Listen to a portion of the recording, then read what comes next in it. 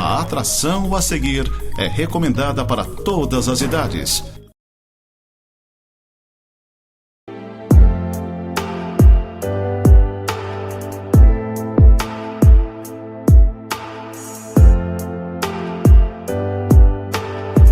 Olá, tudo bem com você? Eu espero que sim, em meio a todas essas convulsões que nós estamos vivendo, essas incertezas, incompreensões, lutas, algumas agressões em algum canto, em algum outro lugar, indiferenças de outros, muitos participando do circo, né, concentrados na seleção brasileira, em jogos de futebol, enquanto o nosso Brasil está aí fervendo, fervilhando, algumas pessoas pagando o preço, verdadeiros cidadãos brasileiros, pagando o preço de chuva, de intempéries, mas estão lá, pagando o preço, protestando, esperando um milagre de reverter essa. Eu até tenho medo de falar as coisas, mas toda essa calamidade, tudo isso que aconteceu, esse roubo, essa falcatrua que nós temos vislumbrado, né, tendo o nosso famoso TSE, né, como protagonista de todo o erro, de todo o engano. Me perdoem me manifestar dessa forma, mas a gente como brasileiro, a gente tem um limite e às vezes a gente sente a necessidade de externar, mesmo com o risco de ser censurado, mesmo com o risco de ser mal compreendido, e a gente como pastor, nós corremos o risco de sermos mal compreendidos. Eu tenho pessoas que simplesmente deixaram de frequentar a igreja porque entenderam que de repente a igreja tem adotado uma postura anti a tudo aquilo que tem acontecido nessas falcatruas de eleições. E é verdade, nós como igreja não aceitamos, nós não vamos nos curvar a nenhum tipo de erro, a nenhum tipo de engano. Eu já tinha prometido para minha esposa que eu não ia mais tocar nesse assunto, que eu não ia mais falar sobre isso, mas é impossível a gente deixar de falar daquilo que está acontecendo à nossa volta, todas as coisas borbulhando, fervilhando. Eu louvo a Deus por aqueles verdadeiros patriotas que vestem verde e amarelo, que estão nos portões dos quartéis, né, estão ali esperando um milagre da parte do Pai, da parte do Senhor, e esses são os nossos verdadeiros heróis brasileiros, são pessoas dos quais o mundo jamais será digno de receber. A vocês que têm perseverado, a vocês que têm feito a escolha certa, beijão para vocês e que Deus os fortaleça e que Deus os guarde nesse tempo, tá bom? Eu tenho trabalhado aqui nessa emissora querida, neste veículo de comunicação fantástico, maravilhoso, um texto a partir da primeira carta de Pedro, quando Pedro orientou que não deveriam estranhar o fogo ardente que surgisse no meio deles ou no meio da igreja destinado a prová-los, como se alguma coisa extraordinária estivesse acontecendo. Estou falando da primeira carta de Pedro no capítulo 4, do verso 12 em diante. E no verso 13, o apóstolo Pedro ele fala, pelo contrário, alegrai-vos na medida em que sois coparticipantes dos sofrimentos de Cristo, para que também na revelação da sua glória vos alegreis exultando. Alegrar-se nas provações que eventualmente nós poderíamos passar. E a minha pergunta nesse momento é, que tipo de provações nós cristãos estaríamos sujeitos a passar ou a enfrentar? E a primeira delas, naturalmente, e eu creio que pega para muita gente, é a provação financeira. É quando alguém está passando, né, por alguma dificuldade na área financeira, na área material, seja pela perda do emprego, né, e eu espero mesmo que essas demissões e que essa perda de emprego jamais venha a afetar o nosso Brasil como afetou alguns anos atrás. Eu espero que você nunca passe pelo infortúnio de perder a sua renda, de perder o seu ganha-pão, não é? Nós temos um relato na Bíblia, na segunda carta de Paulo aos Coríntios, no capítulo 8, dos versos 1 a 7, onde foi levantada uma oferta né, vultuosa para socorrer os irmãos da Judéia, que, vamos dizer assim, motivados pela parousia. E para quem não sabe o que é a parousia, é esse sentimento da volta iminente de Cristo. Se tornou muito latente, muito forte a expectativa de que Cristo ainda retornasse no primeiro século. E como isso não aconteceu, aqueles primeiros cristãos, eles foram vendendo os seus bens e foram distribuindo o produto entre todos. Os relatos no livro de Atos dão conta disso. À medida que alguém tinha necessidade e alguém tinha posses, aquelas posses eram vendidas, as necessidades eram supridas. Enfim, havia um repartir amoroso e voluntário, não socialismo, não comunismo, porque isso não funciona.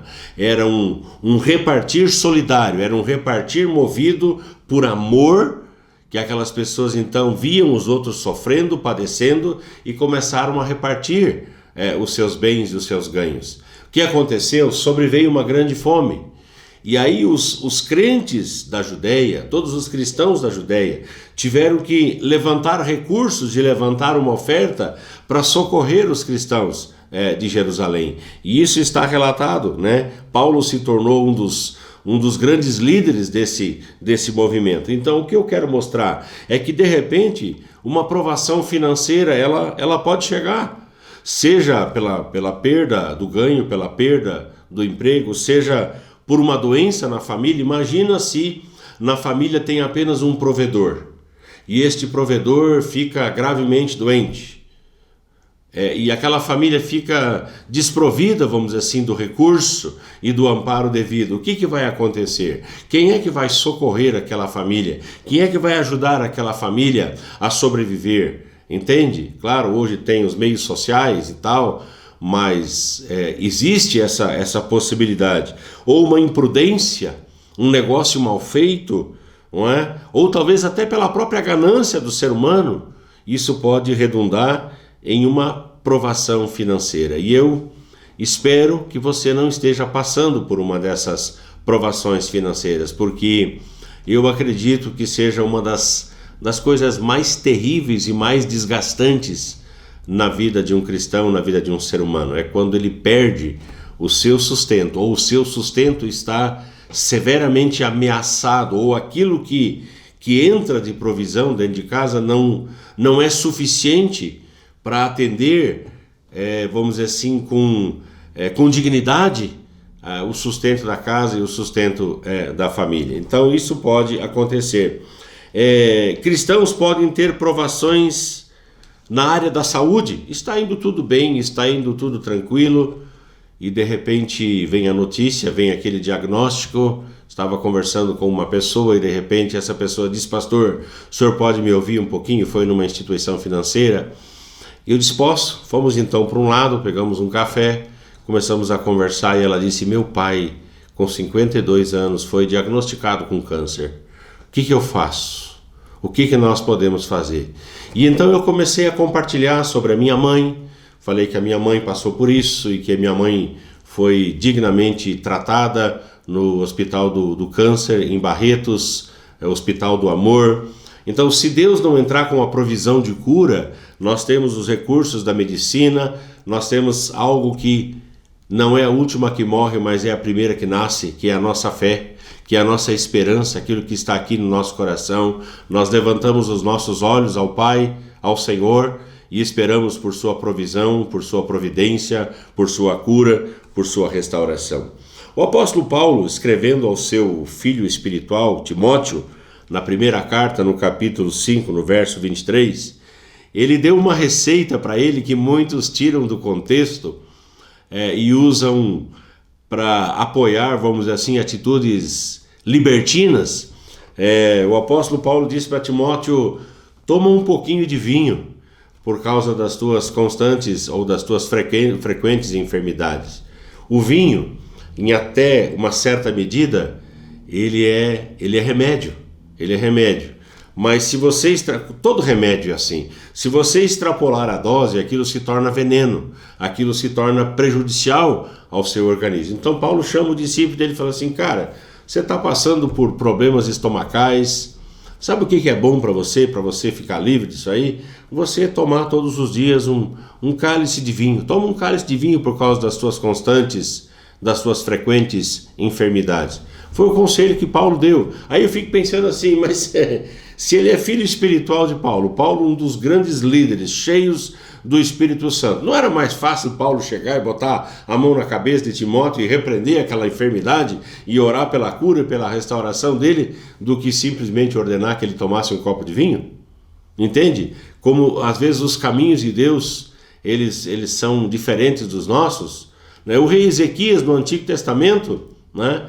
O profeta vai lá e diz para ele, olha, coloca uma pasta de figo sobre a tua úlcera e você vai ficar restaurado. Não era mais fácil orar por ele? Não era mais fácil impor as mãos? Não, vai lá e diz, ó, põe uma pasta de figo. Às vezes, sabe aquele remedinho caseiro da vovó, né, que a vovó dizia, ó, meu filho, você vai lá, você vem, você faz isso aí, isso é bom. Lembra da vovó falando isso? Sim, a gente lembra. A vovó tinha lá as receitas dela, né? E às vezes a vovó vinha também e orava com a gente.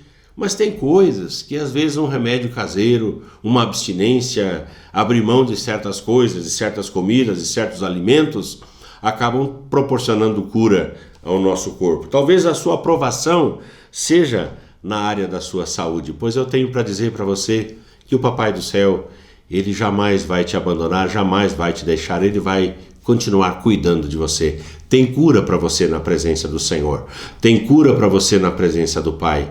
Sua aprovação não vai ser mais forte, maior do que o poder do nosso Deus, do que o poder do Papai do Céu. Quero que você creia nessa palavra. Talvez a sua aprovação seja na área familiar. E quando nós falamos, eu até estou rindo, né?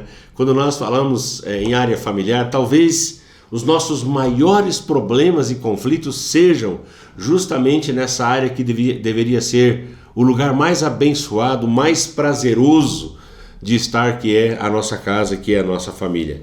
Talvez alguma esposa esteja, vamos dizer assim, lidando com um marido descrente, alguma esposa talvez esteja lidando com um marido envolto em jogos, envolto em bebidas. Gente, não tem coisa mais dolorida, mais desastrosa do que você ter que abraçar uma esposa, uma mãe, e ela chorando, dizendo, olha, meu marido deixou todo o salário no boteco, meu marido deixou todo o salário na bebida, o salário dele não chegou para pagar aquilo que ele bebe durante o mês. Quantas vezes, e eu já fiz isso, gente, eu já juntei gente da sarjeta, eu já juntei gente bêbada, destruída pelo alcoolismo. Eu já fiz isso, sim. Eu já juntei pessoas, já levei maridos vomitando para dentro de casa. Já fiz isso como pastor, eu tive que fazer. E você olha, eu lembro de alguma cena, eu me emociono, tenho vontade de chorar, porque eu lembro de uma cena de uma criança que ela não suportava mais ver o papai dela daquele jeito. E os olhos eram olhos fundos, escuros, como a gente fala, esbugalhados, assustado de ver o pai daquele jeito sendo arrastado para dentro de casa inconsciente de tanto que bebia. Talvez o seu drama seja esse, o seu drama de família, vivendo essa droga desse alcoolismo, essa problemática toda das drogas, de mães chegando para mim e para tantos, talvez até para você, porque o filho ou a filha está chafurdada nas drogas, está magra, feia, desfigurada. Quantas vezes eu peguei pessoas, levei para a clínica. Lembro de alguns irmãos que eu levei numa clínica em Criciúma. Eu peguei o meu carro, tirei do meu tempo, a igreja pagou o tratamento para ver aquela pessoa liberta. E nós vivemos essa pandemia, vamos dizer assim, das drogas. Nós até aqui em Lages vivemos uma realidade relativamente tranquila, mas eu sei que tem grandes centros onde isso já está fora de controle. Mães, pais que sofrem por causa dos seus filhos nas drogas, filhos rebeldes, filhos que não querem mais obedecer, filhos que talvez até trabalhem durante a semana, mas chega na sexta-feira à noite, tudo aquilo que ganharam durante a semana vão gastar em um posto de gasolina, bebendo, fumando, usando narguile, usando drogas. Tudo isso é o que a gente vê na nossa cidade. Não dá nada, eles falam assim. A gente chega para os jovens, e eu trabalho com jovens, e eu sei como é isso. Você chega para um jovem e ele fala assim, pastor, não dá nada. Como é que não dá nada? E a tua mãe que está chorando? E o teu pai que está desesperado? E os teus irmãos que não aguentam mais ver você desse jeito desfigurado? Como não dá nada? Você feio desse jeito? Como não dá nada? Você está estragando a sua juventude, está perdendo a sua mocidade, alguém está ficando rico nas suas costas e nas suas custas, e você aí dizendo, não dá nada. Como não dá nada? Se a tua mãe está chorando, dá tudo. Porque a pior coisa da vida é você ter que ver uma mãe chorando. Eu aqui lembro da minha mãe quando eu era um garoto, eu não fazia nada de errado. Eu morava numa cidadezinha chamada Itaporã, pasmem vocês, eu já vivi essa época, em que a luz da cidade era movida a motor a diesel. E então o cinema à noite, ele funcionava até um determinado horário, assim que terminava, a luz da cidade era desligada. Sério, gente? Olha só em que mundo eu já vivi. A luz da cidade era desligada. O mundo ficava, no breu. Aquela cidade ficava no breu. Se você procurar no mapa, você vai encontrar essa cidade, chama Itaporã, no Mato Grosso do Sul. Hoje uma bela cidade, uma grande cidade, evoluída, sim, certamente. Mas na época era assim. Sabe o que acontecia? Eu chegava em casa, a minha mãe estava na ponta da mesa, era uma mesa de fórmica, pelo que eu me lembro, e uma vela em cima da mesa, e a mãe ali esperando assim, os cotovelos na mesa, esperando eu chegar em casa. Mãe é isso. Mãe é isso. A mãe vela pelo seu filho. A mãe ora pelo seu filho. Lá estava a minha mãe orando por mim, esperando que nada acontecesse no caminho, e eu tinha ido só para o cinema da cidade. Naquela época ainda a gente ia no cinema, Hoje as coisas são bem diferentes.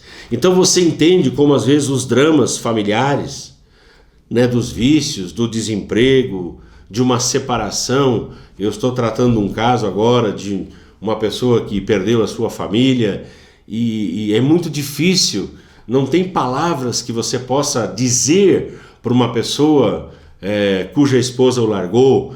Não tem palavras que a gente possa transmitir para alentar o coração de alguém que foi traído, de alguém que passou pelo infortúnio do divórcio, que teve a sua família jogada ao chão, na lama. Então, às vezes, não dá para falar nada. E só dá para sentar junto e chorar juntos e crer que, de repente, algum milagre possa acontecer. O Senhor Jesus, no Evangelho de João, no capítulo 16, no verso 33, ele disse: no mundo tereis aflições. Veja bem, no mundo tereis aflições. No mundo passareis por aflições. Então o mundo, o nosso dia a dia, a nossa semana, o nosso mês e o nosso ano, muitas vezes é assim, são anos de aflições. Lembra do tempo da pandemia? Como foi sofrido aquilo? Morreu fulano, um amigo querido, morreu Beltrano, um membro da igreja. Entende como foi difícil viver esse tempo da aflição, das famílias sendo afetadas, das famílias sendo atingidas por morte, por separação, entende? E o que nós temos que fazer? Jesus disse: no mundo tereis aflições, mas tende bom ânimo, eu venci o mundo. Se Jesus venceu por mim, venceu por você, venceu para que nós pudéssemos ter vida plena, vida abundante e uma esperança de dias melhores. E as provações emocionais, gente? Falta de alguém. Eu lembro de pessoas com quem eu tenho andado que sentem a falta de alguém. Marido que morreu, a esposa que se foi, ou nunca conseguiram casar, entende? Sentem a falta de alguém, até para brigar, até para discutir. Sentem a falta de alguém para abraçar, alguém para amar, alguém para trocar alguma palavra, alguém para sentar e tomar uma cuia de chimarrão junto. Então, a falta de alguém, ou a falta de um filho que se foi, se foi porque morreu, se foi porque foi morar numa outra cidade. Então, e por falar em morar numa outra cidade, o meu filho vai casar dentro de alguns dias, e essa semana então ele saiu de casa. Na hora em que eu estava lá no meu escritório e ele disse: pai, eu tô indo. Eu abracei, e talvez tenha sido o último abraço dele solteiro. Eu abracei e pensei comigo: é o certo, ele tem que ir. A vida é assim. Chega um momento em que os filhos crescem, eles batem asas e eles vão embora. Então eu senti assim como se o meu ninho, depois de 24 anos, tendo o menino sempre por perto, estivesse ficando vazio. Mas eu entendo que o processo da vida é assim. E ele encontrou uma noiva e provavelmente vai ser uma esposa maravilhosa, a Sara. Ninguém melhor, né, do que ela para poder cuidar e andar junto com o Rafael, meu filho. Eu desejo que eles sejam muito feliz mesmo. Eu vou estar com eles daqui uns dias, nós vamos participar da sua celebração. Mas assim, eu entendo o que acontece no coração de um pai, no coração de uma mãe, quando de repente aquele filho diz que vai embora, vai estudar numa outra cidade, enfim, vai construir uma outra família. É natural, mas fica aquele sentimento, né? A emoção fica abalada. Eu não digo para vocês, eu não escondo, eu chorei que nem uma criança, né? Ainda bem que a minha esposa não estava em casa, porque eu sempre brinco dizendo que eu como mais ou menos 1,5 litro de ranho. É mais ou menos assim. É terrível falar um negócio desse, mas são os problemas que a gente tem, as emoções que são afetadas. E aonde nós podemos encontrar ajuda nessa hora? Em primeiro lugar, em um bom conselheiro.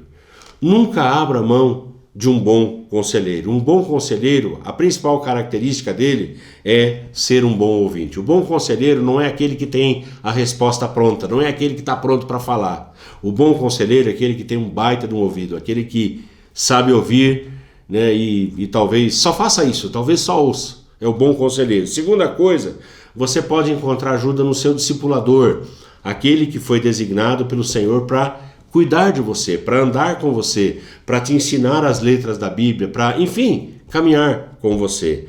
Nos pastores, em terceiro lugar, seus pastores, suas pastoras, o seu líder espiritual, ele foi colocado por Deus na sua vida, na sua história, para cuidar de você nas horas mais difíceis, nas horas mais complicadas, não é? E, em último lugar, nos irmãos que você tem à sua volta na igreja, no lugar onde você congrega, enfim, nos seus amigos, não é? Os amigos, eles servem para isso. Então, nesses 4 lugares, você pode encontrar o consolo para não fazer como eu, muitas vezes se perder dentro do choro, e o choro faz parte, graças a Deus pelo choro, tá bom? Deixo essa palavra para você, quero que você pense, que você reflita, enquanto eu convido você para nós orarmos. Meu Pai querido, eu te agradeço por essa palavra, te agradeço porque o Senhor sempre nos orienta e muitas vezes brincamos em alguns assuntos sérios, mas isso é para tirar um pouquinho essa tensão que nós vivemos, a apreensão que muitas vezes temos, as lutas que nós muitas vezes enfrentamos no nosso dia a dia. E a minha oração é para que o Senhor esteja sempre presente com essa pessoa querida, dando a solução, enfim, Pai, não permitindo que fique afundada dentro dos seus problemas, mas que ela consiga vencer os problemas olhando para o autor e consumador da nossa fé, o Senhor Jesus. Fica presente nessa casa, meu Pai, enquanto nós oramos em Teu nome. Amém e amém. Valeu, gente querida. Deus abençoe. Ótima semana para todos. Eu sirvo um Deus que faz milagres todo dia. Ele é o Deus que faz sinais e maravilhas. Só Ele é Deus sobre a terra e o céu. Ele é grande, Ele é bom e fiel. Ele me deu todo o amor do céu, tão divino. Seu Filho Jesus, que naquela cruz mudou meu destino. Quando eu pensei estar só, não estava, porque o meu Deus me acompanhava. preciso todos os dias. Ele é a verdade, estou seguro, pois Ele não muda, não tem variação. Esse é o Deus que eu tenho comigo no meu coração.